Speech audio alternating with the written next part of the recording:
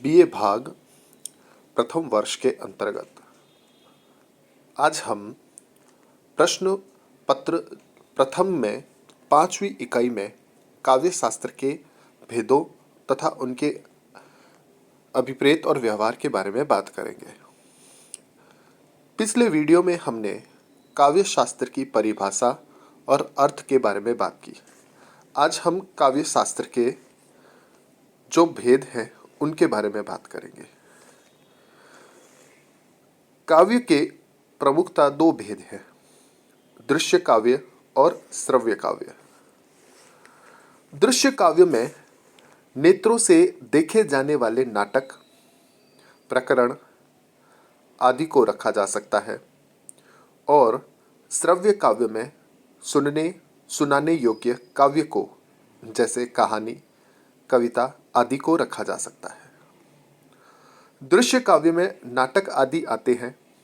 श्रव्य काव्य से पहले प्रमुखतः दो भेद पद्य और गद्य किए गए हैं। पद्य को पुनः प्रबंध और मुक्तक में दो भेद किए गए।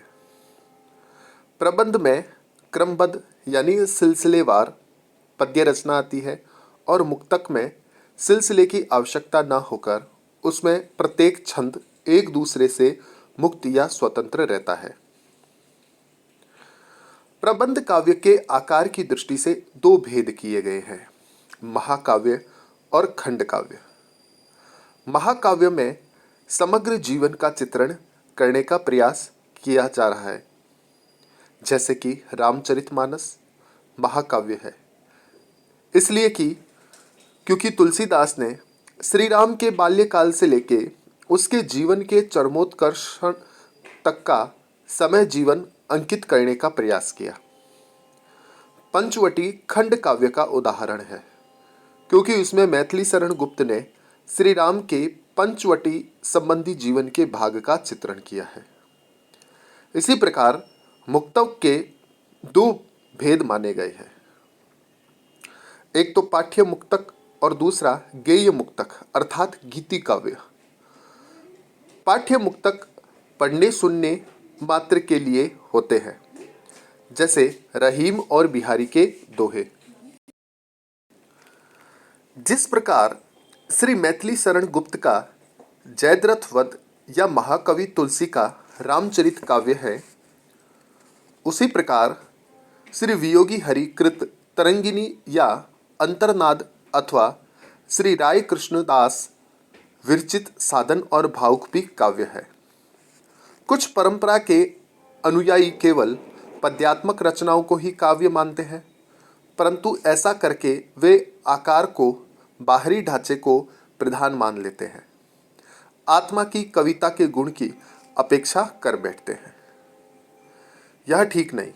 वास्तव में कविता के गुणों से युक्त कथन को चाहे वह पद्य में हो चाहे गद्य में काव्य कहना अधिक युक्तिपूर्ण है। परंतु कुछ रचनाएं ऐसी भी है जो पद्य और गद्य दोनों में होती है। श्री वियोगी हरिचरित साहित्य विहार और प्रेम योग तथा श्री जयशंकर प्रसाद के चित्राधार में संग्रहित उर्वशी और विभ्रुवाहन इसी कोटि की कृतियां हैं। ऐसी रचनाओं को मिश्र काव्य या चंपू कहते हैं।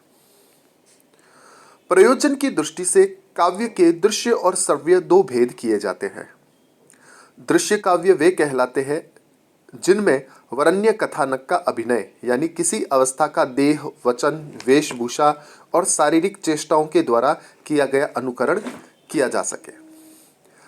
दृश्य काव्य को रूपक भी कहते हैं, क्योंकि इसमें अभिनेता दूसरों का रूप धारण करके अपने में उसका आरोप किया करते हैं। दर्शकगण उसे थोड़ी देर के लिए वही व्यक्ति समझ लेता है जिसका अभिनय वह करता है।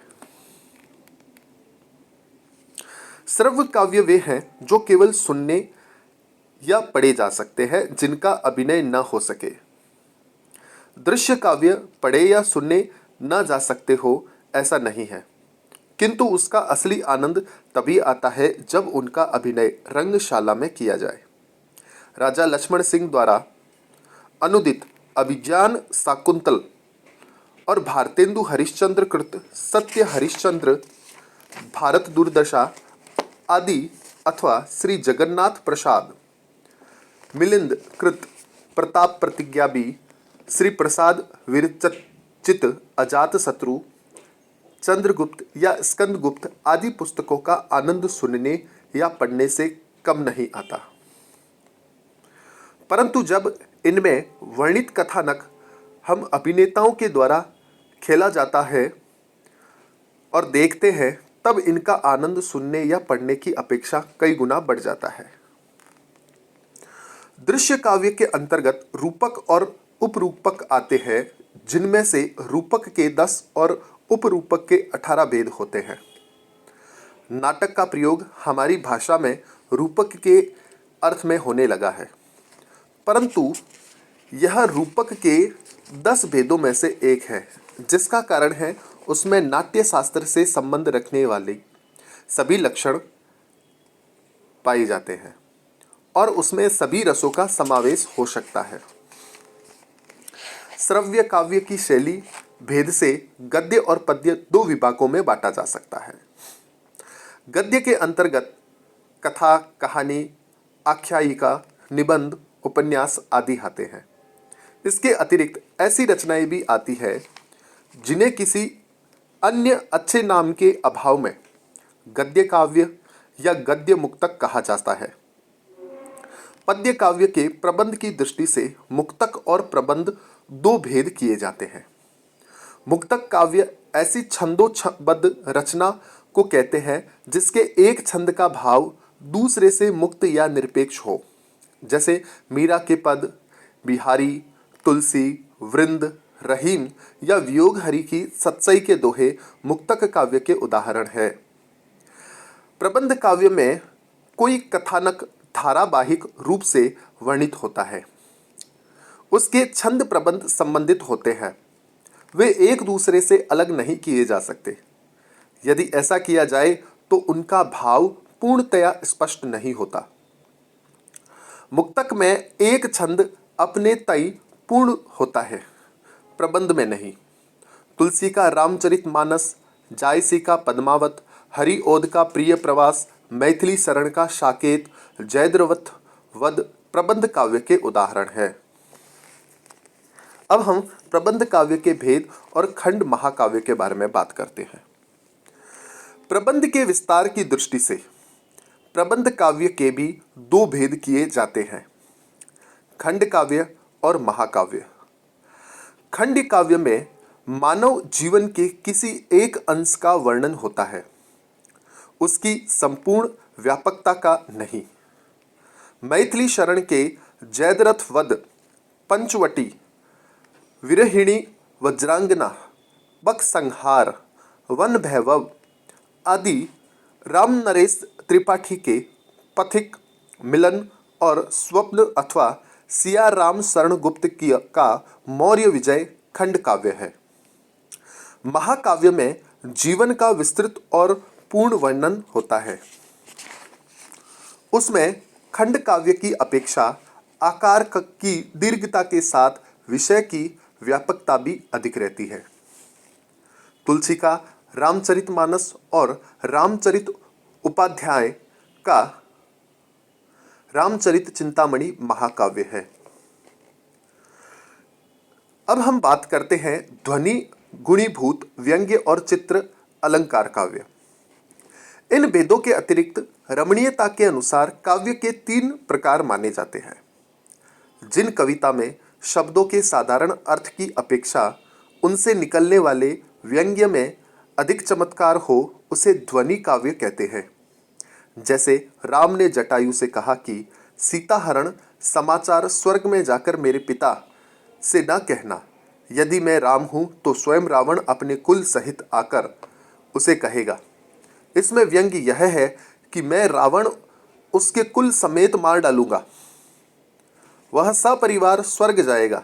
इस प्रकार मैं उससे सीता के हरण का बदला लेकर अपने स्वर्गस्थ पिता को दिखा दूंगा कि मैं उनका सपूत हूं, तभी मेरा नाम राम भी सार्थक होगा। इस ध्वनि के कारण इस उक्ति में राम के शौर्य की पूरी झलक देखने को मिलती है। इसमें एक विशेष आनंद का संचार होता है। जहाँ व्यंग्यार्थ की प्रधानता न हो या शब्दों का साधारण अर्थ और व्यंग्यार्थ दोनों ही समान हो या व्यंग्यार्थ यानी साधारण वाच्य अर्थ में न्यून हो, वहाँ गुणीभूत व्यंग्य काव्य होता है। इसमें व्यंग्य गुणीभूत अर्थात अप्रधान होता है और जहाँ केवल शब्दों के अर्थ का चमत्कार हो, केवल शब्दों की सजावट का ध्यान हो, वह चित्र या अलंकार काव्य होता है। चित्र काव्य के अंतर्गत ऐसी रचनाएं भी होती है जिनमें अक्षर इस ढंग से लिखे जाते हैं कि उनका आकार कमल, कामधेनु, धनुष, खड्ग आदि वस्तुओं का सा बन जाता है। ऐसा होने से उक्ति के अर्थ की सुंदरता की ओर हमारा ध्यान नहीं जाता, केवल उसके शब्दों की सजावट तक रह जाता है। इन भेदों में ध्वनि काव्य उत्तम गुणीभूत, व्यंग्य मध्यम और चित्र या अलंकार अधम अथवा निम्न कोटि का माना जाता है। तो इस प्रकार हमने काव्य के अर्थ, अभिप्रेत, व्यवहार, औचित्य और उसके भेदों के बारे में बात की।